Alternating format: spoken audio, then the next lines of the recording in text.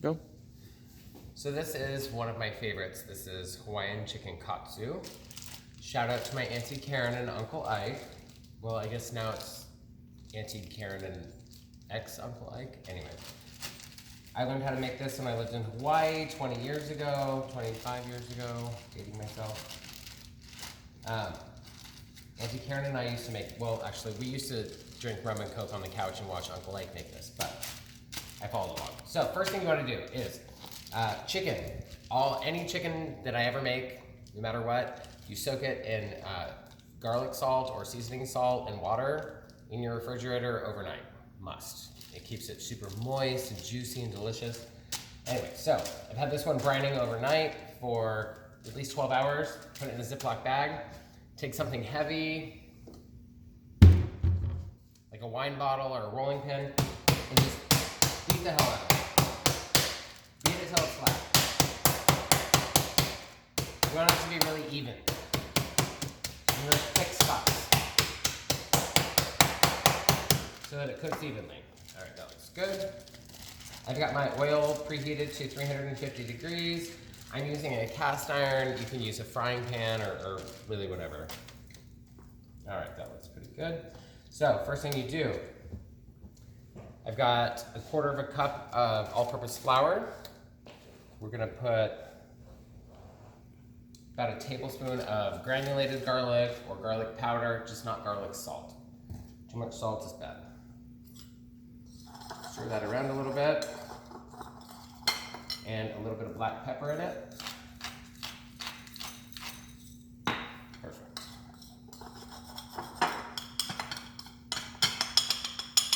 And I know my Aunt Karen is already saying that I'm doing this wrong, but girl, I do it my way. Anyway, so just a quick dip in the flour. A couple of times. And then the second dredge I'm going to dip it in is this. So this is, we've got 1 egg and a 1/4 cup of water. And if you really want to be crazy, put a tablespoon of honey mustard dressing in there. Scramble it up really good so it's a liquid base. And then as our third, super simple, either breadcrumbs or panko.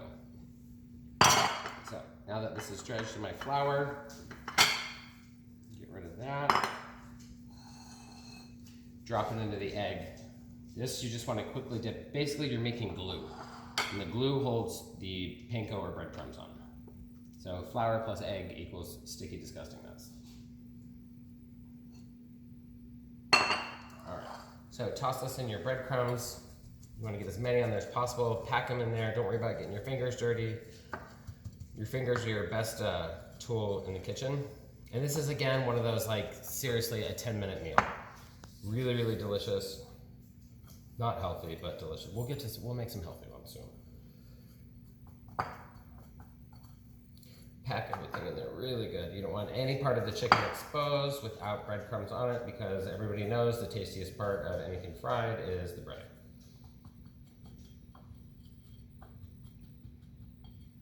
Okay, that looks about good. We're gonna drop it into our 350 degree oil.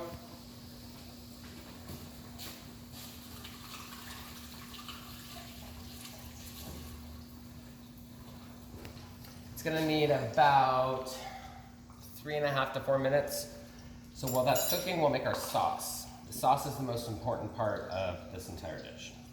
So this is a Hawaiian katsu sauce with my little twist on it.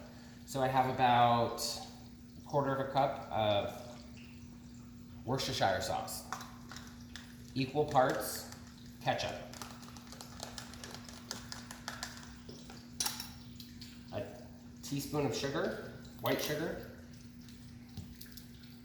And we're going to use just a tiny bit of lemon.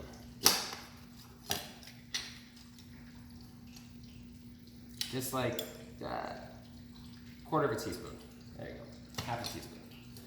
All right, and ginger. So fresh ginger for this one, you don't want to use the powdered crap.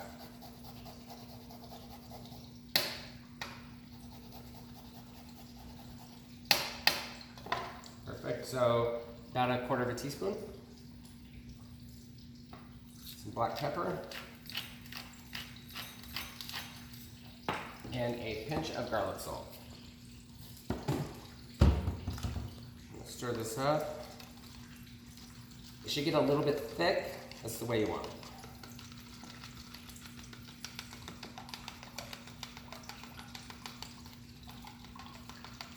Now if you like spicy, this would be the time to add in a little bit of cayenne pepper or red chili flakes.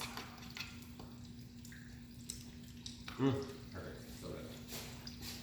All right, so anytime you're frying anything, you want to keep turning it. Otherwise it overcooks on one side and not on the other. And that looks like it's just about done. So, kitchen towel.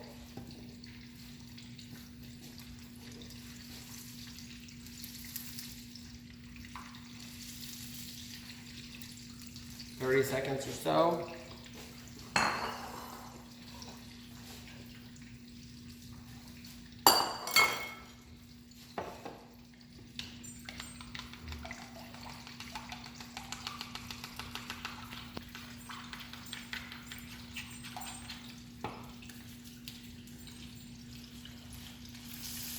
All right, that's about done. Pull it out. Like I said, since you pound this chicken so thin, literally the second it's golden brown, it's done. You don't have to worry about checking the temperature. The second it's golden brown, it's finished, because the chicken is so thin it cooks within a minute or so of being in there. It takes longer to brown it than it does to cook the chicken. All right, drain it on a paper towel. Set this on the board.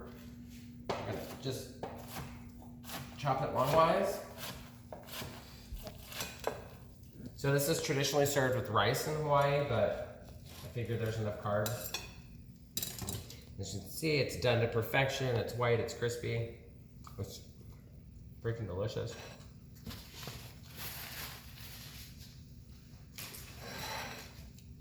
And then we drizzle this delicious katsu sauce over the top.